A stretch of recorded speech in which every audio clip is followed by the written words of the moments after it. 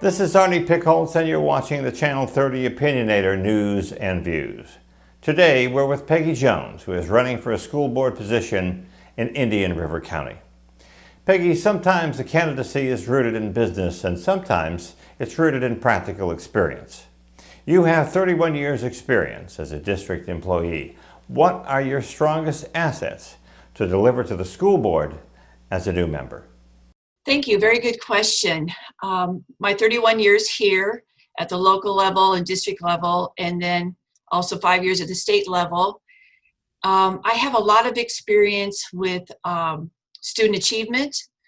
I think my strengths are in communication, verbal and written. And I'm always one that has a very, very high work ethic.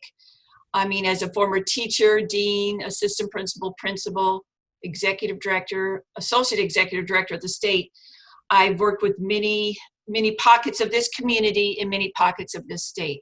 So I think my main strength is knowing the people here, understanding the people in our county, and always being a student advocate.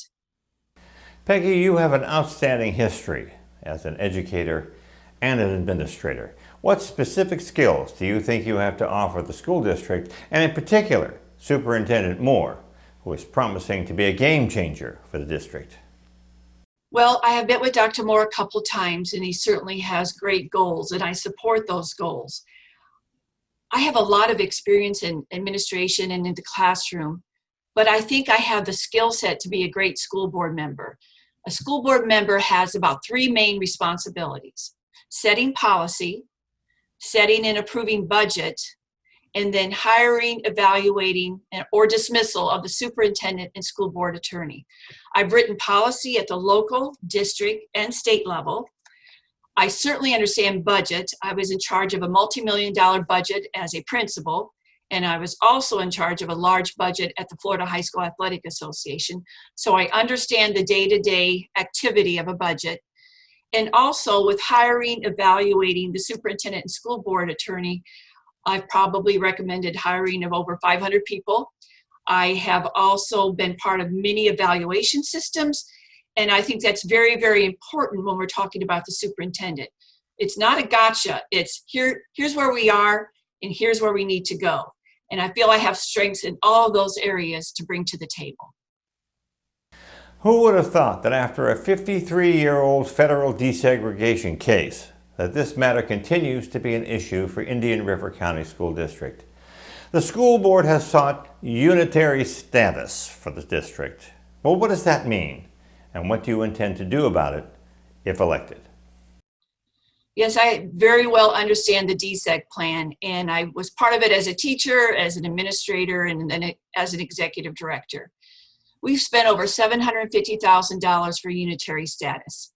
Those three components that we had were basically our support staff was fine, our administrative staff was fine, and our facilities was fine. We've had those components since I was a principal 10 years ago. The two areas we must really work on to make sure that we are in compliance with the total DSEG order: student achievement and recruiting and retaining African American teachers. I think that the plan is that we spend the money in the classroom, not on lawyers, and we get to that gap where it can be closed. We've made some improvement with graduation rate and some achieving goals, but we still have a lot of work to do. And that work has to be done basically preschool, kindergarten, elementary. So when they go into the middle and high school, they're caught up and they can pass the test required for graduation. So my basic thing is we will get there, but let's put the money where it counts in the classroom. Besides desegregation, what are the big district issues you see yourself tackling? Well, right now it's safety, not only for COVID, but just safety in general, and that's the primary one. The other one is basically the gap. We've talked about the achievement gap, but even more so, kindergarten readiness. We're not ready. I think it's 60% of white students are ready, 45% of Black students. So we've got to hit that early learning big time. But going back to COVID and safety, I saw that the superintendents sent a letter to Corcoran, our Commissioner of Education, saying we need some guidelines. What are the state guidelines when we go back to school? Already I've heard that some schools have gone back 1-to-1 and there's COVID cases. So we just need a state regulation guideline. What happens if students get COVID? What happens if staff gets COVID? Let's have a general guideline. And of course, that would be supported by our CDC, our health guidelines. So what we're doing is right for students. We know everyone wants to go back to normal. I'm one of those people. But when we put our students and staff back there, can we do what is needed to make sure we don't have the spread of this disease? We have the washing hands, social distancing, and masks, but what else can we do to make sure our students are safe? School opens in Indian River County on August 24th.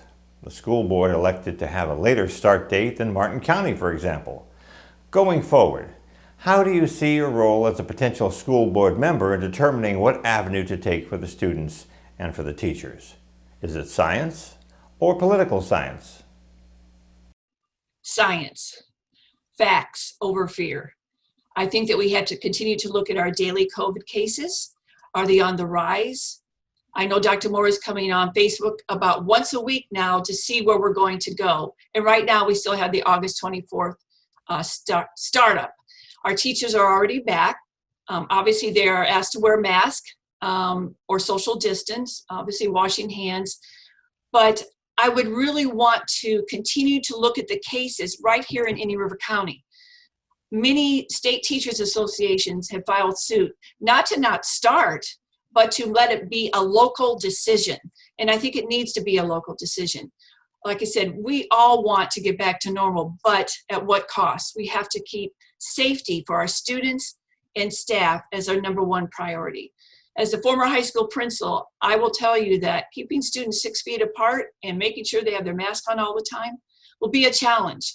But we have to make sure our parents and community are there supporting us, because we are putting all these people together when it is still saying overall we should be social distancing. So we've got to work as a community here to make it work. Peggy, you got the recommendation from TC Palm over Laura Zork. What do you think are the assets and skill sets that make you a stronger candidate for school board? Well, I think I have a wide range of skill set. As I said before, the three main responsibilities are, setting policy, setting budget, and then evaluating the superintendent. And I have a depth of knowledge in all of those areas. The school board chair runs the meeting. You need to keep it in a professional setting.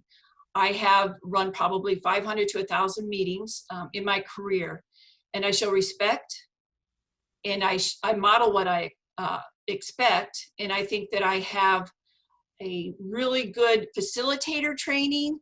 I'm a good collaborator, and I'm really, really good with people. If you ask anybody who has worked with me, they may not have always agreed or liked me, but they would have respected me for my work ethic and depth of knowledge.